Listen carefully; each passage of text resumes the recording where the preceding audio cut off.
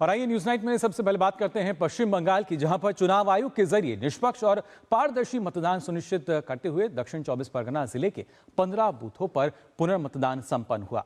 ताजा आंकड़ों की अगर बात करें तो मगराहाट पश्चिम में 86.11% और डायमंड हार्बर में 87.60% से अधिक जो मतदान है वो दर्ज किया गया। इस बीच फलता विधानसभा क्षेत्र में स्थानीय लोगों ने पुनर्मतदान की मांग करते हुए स्थानीय लोगों ने आपको बता दें विरोध प्रदर्शन किया और टीएमसी नेताओं पर धमकी का आरोप भी लगाया।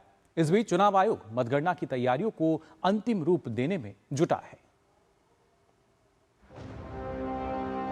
पश्चिम बंगाल में चुनावी हलचल चरम पर है। शनिवार को दक्षिण 24 परगना जिले में डायमंड हार्बर और मगराहाट पश्चिम के 15 बूथों पर पुनर्मतदान संपन्न हुआ। लोगों ने एक बार फिर बड़ी संख्या में घरों से निकलकर अपने मताधिकार का प्रयोग किया। वहीं दूसरी ओर इसी जिले के फलता विधानसभा क्षेत्र में स्थानीय लोगों ने पुनर्मतदान की मांग करते हुए विरोध प्रदर्शन किया। ग्रामीणों का आरोप है कि पिछले बुधवार को उन्हें वोट डालने से रोका गया था। अब टीएमसी नेता उन्हें घर जलाने और रक्तपात करने की धमकी दे रहे हैं। इस मामले में तृणमूल उम्मीदवार जहांगीर खान का नाम भी सामने आया है।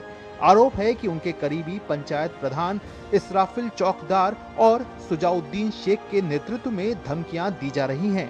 বেঙ্গল পুলিশরা সকাল থেকে আমরা আছি ইসরাফিলকে ধরার জন্য। ইসরাফিল বাড়ি বাড়ি আগুন লাগিয়ে দিবে বলেছে আর বলেছে রক্তপাত করে দিব 4 তারিখে। আমরা জিটি আইতর মধ্যে আসি। हम पर हमला किया है, हमको काट डालेगा, मार डालेगा, हमको घर से निकाल दिया गया था। इसराफिल चौकदार है, हमको इसराफिल को गिरफ्तार चाहिए, हमको सुरक्षा चाहिए, महिला को सुरक्षा चाहिए। इस बीच तृणमूल के पंचायत सदस्य अतिकुल्ला मोल्ला प्रदर्शनकारियों से बात करने पहुंचे तो उन्हें देखते ही प्रदर्शनकारी और भी भड़क उठे। उनका कहना है कि पंचायत प्रधान इसराफिल चौकदार और सुजाउद्दीन शेख के अत्याचार में अतिकुल्ला भी भागीदार है। स्थिति को देखते हुए फलता में सुरक्षा व्यवस्था कड़ी कर दी गई है। सीआरपीएफ और रैपिड एक्शन फोर्स के जवानों को तैनात किया गया है। सीआरपीएफ का एक आर्म्ड वाहन भी लगाया गया है। चुनाव आयोग ने इस पूरे प्रकरण पर स्थानीय प्रशासन से रिपोर्ट तलब की है। साथ ही इसराफिल और सुजाउद्दीन के खिलाफ शिकायत दर्ज करने के निर्देश भी दिए गए हैं। इस मामले में केस भी दर्ज कर लिया गया है। अभी कंट्रोल्ड है। इन लोगों का कुछ स्पेसिफिक डिमांड है। हम लोगों ने कुछ इंटिमिडेशन का इश्यू है, उसके ऊपर केस भी हुआ है।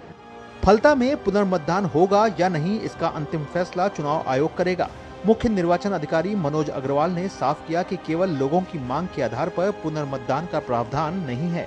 There is nothing in the RP Act or conduct of election rules.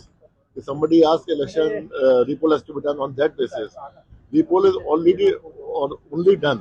इस बीच चुनाव आयोग 4 मई को होने वाली मतगणना की तैयारियों को अंतिम रूप देने में जुटा है। मतगणना को अधिक सुरक्षित और पारदर्शी बनाने के लिए चुनाव आयोग ने बड़ा कदम उठाया है। आयोग ने राज्य में 165 अतिरिक्त काउंटिंग ऑब्जर्वर और 77 पुलिस ऑब्जर्वर तैनात किए हैं। ये नियुक्ति संविधान के अनुच्छेद 324 और संबंधित कानूनों के तहत की गई है। जिन क्षेत्रों में 1 से अधिक काउंटिंग हॉल हैं, वहां अतिरिक्त ऑब्जर्वर लगाए गए हैं। मतगणना केंद्र में प्रवेश QR कोड आधारित पहचान पत्र से ही होगा और मोबाइल फोन ले जाने पर सख्त प्रतिबंध रहेगा।